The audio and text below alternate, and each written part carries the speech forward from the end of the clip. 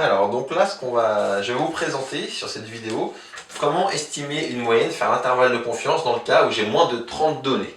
Donc pour le moment, ce qu'on a fait en TD pour deux groupes et ce que j'ai fait dans les vidéos précédentes pour le troisième groupe, c'était faire l'intervalle de confiance avec N plus grand que 30. Ça passait par le théorème central limite, et dans ce cas-là, on l'approchait par une loi normale. On va voir que ça va changer dans ce cas-là.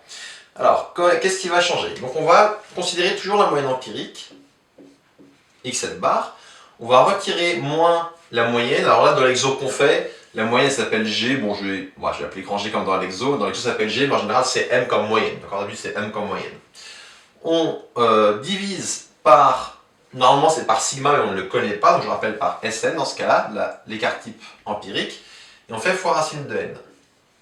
Et ce qui va se passer, c'est que, comme là, n est plus petit que 30, si je suppose que mes variables aléatoires sont une loi normale, ce qui est le cas dans l'énoncé de l'exercice 3, alors vous allez pouvoir dire que cette quantité-là suit une loi de student. De student à n-1 degré de liberté, où n c'est le nombre de données. Ici on a n égale 5, ou si n vaut 5, n-1 est égal à 4. D'accord? Donc je rappelle, ce 4 ici est bien de n-1. N-1 c'est le 4 qui est là. Cette variable, je lui donne un nom, je vais l'appeler t. Et vous allez voir que tout le reste, ça va être très semblable. Donc pour trouver l'intervalle de confiance, qu'est-ce qu'il faut que je cherche? On cherche A strictement positif, tel que la probabilité que xn bar moins, ici c'est g, en temps normal ce sera m, mais là dans l'énoncé ça s'appelle g. Probabilité que xn bar moins g inférieur à a soit égal à, dans l'énoncé, on vous demande 0,9. D'accord? Pour la suite, c'est comme d'habitude. Xn bar moins g, je ne connais pas sa loi, par contre je connais la loi de t. Donc je vais me ramener à t. Comment je me ramène à t? Je vais d'abord tout diviser par Sn et tout multiplier par racine de n. Ça me donne les probas de, à gauche, donc avoir t, ou plutôt valeur absolue de t, vu qu'ici il y a la valeur absolue, plus petit que a racine de n sur Sn égale 0,9. Et c'est là où ça va changer un peu. Du fait que je n'ai pas une loi normale, je ne vais pas faire 2 phi moins 1. Pour le coup, la formule marcherait aussi avec la fonction de répartition de la student parce qu'elle est aussi centrée. Mais si je regarde la table de la student, ça ne va pas être comme d'habitude. Donc là, hop, je vous montre la table de la student. Je l'ai mis sur Claroline pour qu'on ait bien le même. C'est celle que je vous avais aussi distribuée au semestre précédent.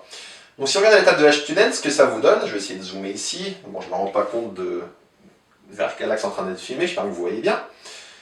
Ce qui vous donne la table de la student, si vous regardez bien ce qui est grisé, c'est le proba d'être après t ou avant moins t. Autrement dit, là, ce que vous avez directement, c'est le proba de valeur absolue plus grand que t. Moi ici, j'ai le proba de valeur absolue plus petit que quelque chose. Donc pour me ramener à quelque chose de lisible dans la table, première étape, il faut que je passe de plus petit à plus grand. Quand on passe de plus petit à plus grand, quand j'ai comme ça une proba, j'espère que vous le savez tous, je vous laisse 2 secondes pour y réfléchir, et la solution, j'espère que vous l'avez écrit devant votre écran, c'est 1 moins. Donc je vais faire 1 moins, allez je vais faire 2 étapes, 1 moins proba de valeur absolue de t supérieure à a racine de n sur Sn égale 0,9. Puis je vais isoler. Alors comment je vais isoler ça? Alors là je suis rigoureux, quand j'étais strictement inférieur, il faut que je mette supérieur ou égal. Ça ne change strictement rien, hein. On a des lois continues, donc comme on a des lois continues, qu'on soit supérieur ou égal ou strictement supérieur, on a les mêmes valeurs. Alors juste de faire un calcul de tête, hein. 1 moins cette proba égale 0,9, j'envoie de ça de l'autre côté, ça fait la proba égale à 0,1. Hop. Ensuite, je regarde donc dans la table. Donc là, je suis du bon côté, j'ai proba de valeur absolue de t supérieur à quelque chose. Et je vais lire dans la table et comment je vais faire? Ici, mon nombre de degrés de liberté, le paramètre de ma loi, c'est 4. Donc je me place à la ligne ici, 4. Donc là, je me place à la ligne 4. Et ma proba, c'est 0,1. Donc je cherche en haut la proba de 0,1. Donc à la ligne 4, je poursuis jusqu'à la proba 0,1. Donc proba 0,1 à la ligne 4, je trouve ici 2,132. Donc je trouve que A racine de n sur petit Sn égale 2,132, c'est ce que j'ai dit, c'est ça, 2,132. Maintenant, une fois que vous avez fait ça, c'est comme d'habitude. On va isoler. Nous, on cherche A, hein, donc on va trouver que A, ça vaut 2,132 fois Sn sur racine de n. On va trouver environ, j'ai fait les calculs au préalable pour pas perdre de temps, on va trouver environ 0,005. 0,05. Comment on a trouvé ça? Petit rappel, ça fait pas de mal. Donc xn bar, déjà, ça vaut La moyenne de cet échantillon ici, c'est 1,365.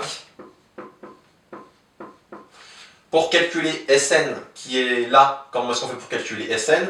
On calcule d'abord la variance de l'échantillon. La variance de l'échantillon, on a trouvé, je me suis écrit 0,00018. Ça va me donner un Sn qui vaut, je vous rappelle comment je trouve Sn, vous faites racine de n sur n-1, donc racine de 5 sur 4 fois la variance de l'échantillon. Et on trouve ici, pour le coup, je crois que c'était aussi 0,005. Et donc pour conclure, bon, je mets de la conclusion ici.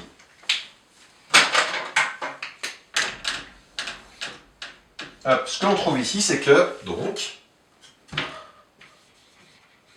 on peut dire que le paramètre G, il appartient à, je vous rappelle comment on fait l'intervalle de confiance. Donc l'intervalle de confiance, vous partez de votre moyenne empirique, xn bar, moins l'amplitude que vous avez cherché, et xn bar plus cette amplitude.